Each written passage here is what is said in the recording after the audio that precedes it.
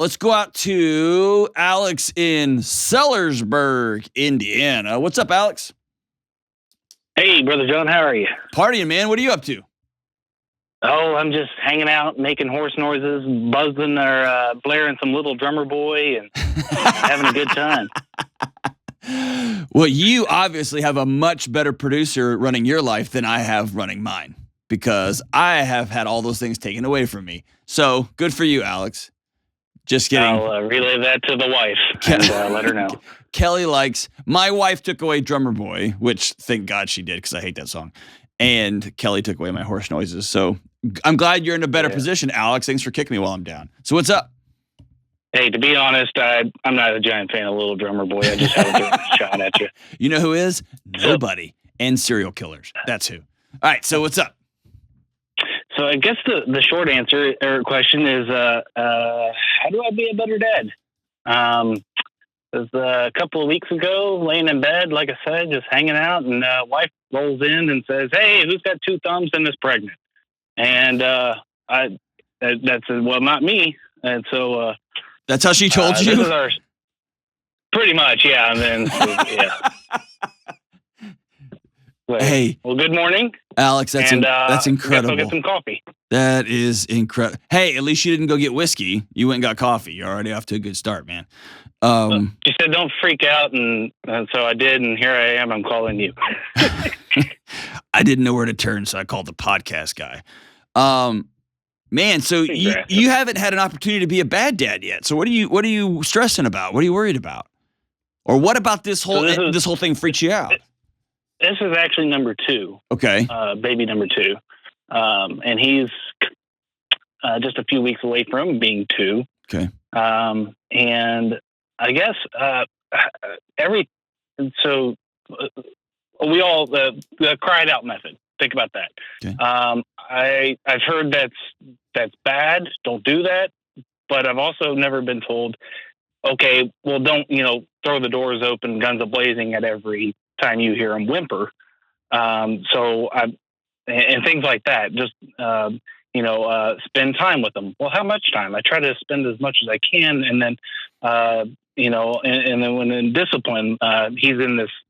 Our baby number 1 is in this throwing phase, and he just the other day threw something and broke a glass, something or other. I can't remember. I think it was a candle or something. Mm-hmm. And okay, well, don't spank him. But tell him no. And so I sit here and wrestle with all these aspects, whether it be the cry it out or the discipline or spending time. And I feel like it's like I'm swinging far one way, mm-hmm. as in, every time I hear him cry or, just a little bit in bed, I want to come running in, or I swing back far the other way where, okay, well, let's give it, let's say 10 minutes, 15 minutes. And like, I don't have a good, I guess, straight line path to follow, as if there is one. So, I guess I'm looking for any advice still, even as a dad of a 2-year-old and a soon infant. I just feel like I'm all over the place. Yeah. I don't know if this will mean anything to you, but you're in a very common place for dads of 2-year-olds. Like, there just comes this moment when you're like, what am I doing? You know what I mean? Like, yeah. I like you said, I want there to be a set of IKEA instructions. I don't care how complicated it is. I'll figure it out. And I just need to put this thing together. And then somebody sends you a podcast that says, well, don't do this. And then somebody gives you a book that says, don't do that. And then you just snap in the moment and default to something that your dad did that you had promised you weren't going to do, right? And it's just a failure factory. And by the way, 2-year-olds are 2-year-olds. And so they can be the best at snuggling up, and they can rip your heart out. Right? Oh, yeah. And it doesn't also help that your wife probably looks like she knows exactly what she's doing. She works with a lot more kids than I do. And so you just end up, and so I'll walk through it with you, and then I'll circle back. Here's where many, many, many men, including myself, find themselves. Baby number one, about this time, and you just start feeling like I am more in the way than I'm helping anything. And every time I try a thing, my wife's like, gosh, why just do it like this? Because she's been babysitting since she was 6, and nobody would trust me with their kid when I was in middle school or high school. Or fill in the blank. There's just every little thing. And so what I started, I'll just speak about me. I started leaning a little bit more towards, the one thing I'm good at is my job. I'm good at that. I can at least go do that. I'll make money for the family. And so I just kind of turned the wheel 2 degrees. And I ended up way far away from my family. So you're in a moment, kind of like a boxer is when he keeps getting tagged from the outside. The temptation is to back up a little bit further away when the best strategy is to bite down on your mouthpiece and lean in and get closer. Okay? So let me tell you this. You're not going to quote unquote figure this out, because as soon as you figure it out, your second kid is going to be so radically different than from your first one. You're going to feel like you got half the IKEA thing built, and then they shipped you another set of instructions that's completely that says something totally different. And so the best thing you can quote unquote figure out is you. Who am I going to be when I get frustrated? Am I going to let a 2-year-old or a 5-year-old or a 16-year-old dictate my emotional regulation? When I find myself getting overwhelmed and frustrated, which happens to all of us, it still happens to me regularly, and I do this for a living. What am I going to do? Am I going to yell? Am I going to throw a temper tantrum? Am I going to tell my wife, hey, I need to take 10 and go outside? Am I just going to grab a trash sack and start emptying the trash in a huff like some dads do? Like, who are you going to be? All right. Right. Yeah. And my dad was the yeller and the slamming of the door kind of dad. And I'm certainly not that, but I find myself saying like go back to the thing he threw and broke the candle or whatever. Like I was sitting here thinking, what do I do? And I just get so tied up and thinking about what to do, how to respond, to where it's like I did nothing. And the next time he does it, then I start thinking, oh God, this is just a behavior, and this is how I've screwed him up. He's just going to be this defiant little baby, and I had my chance, I blew it. Or on the laying in bed crying, oh, that was 5 minutes too long, I've screwed him up, and he's going to have emotional problems for the rest of his life. And so like I said, it just kind of frees and what to do, and I don't know. Like I said. So I guess think this way. What I'm going to say is going to sound so cheesy, okay? But here's what I want you to lean into. I like cheese. I do too, man. I love it. Respond in love. Here's what that means. When my baby cries, now when they're older, I've got, my kids are older, and you'll be able to tell in short order. Like, this is a real cry. This is not a cry. This is a fussy cry. This is I'm frustrated cry.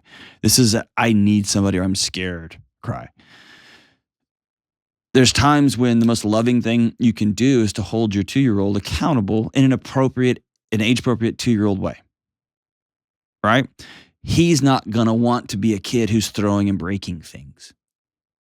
He feels wild and out of control. He doesn't like that. It's discomforting. He needs a parent to set boundaries. He doesn't need a parent to come in swinging at him. He doesn't need a parent coming in to scare him to death by screaming at him. But he does need to learn, hey, if you choose this, then you also choose this, whatever that consequence happens to be. Okay, so but all of that, you see how calm I am? Because I'm not giving a 2-year-old if I leave stuff on the ground that a 2-year-old can destroy and it's going to be devastating to me, that's my fault because I'm the adult. So I've got to change how my house looks, and I got to move stuff so that he can't have things that he can break. And 2-year-olds will figure it out.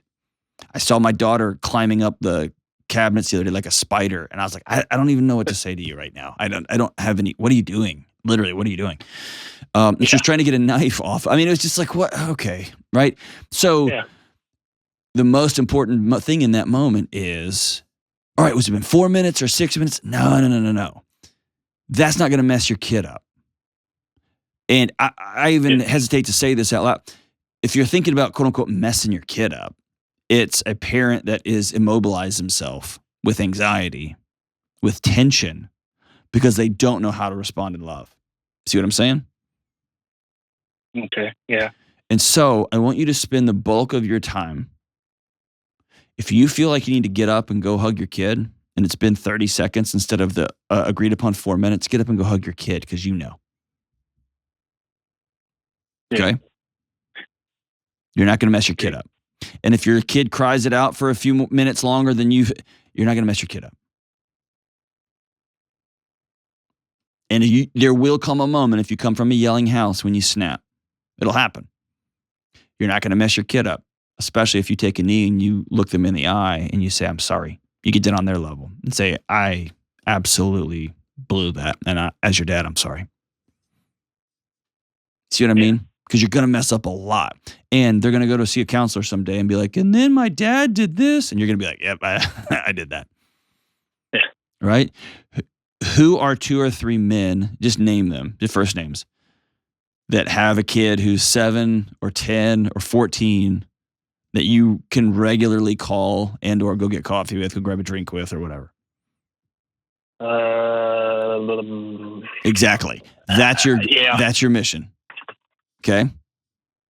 I know one, but I don't want his advice by I got those friends too who I love. And if it's wartime, I'm calling them. Dad advice? Not so much. I'm good.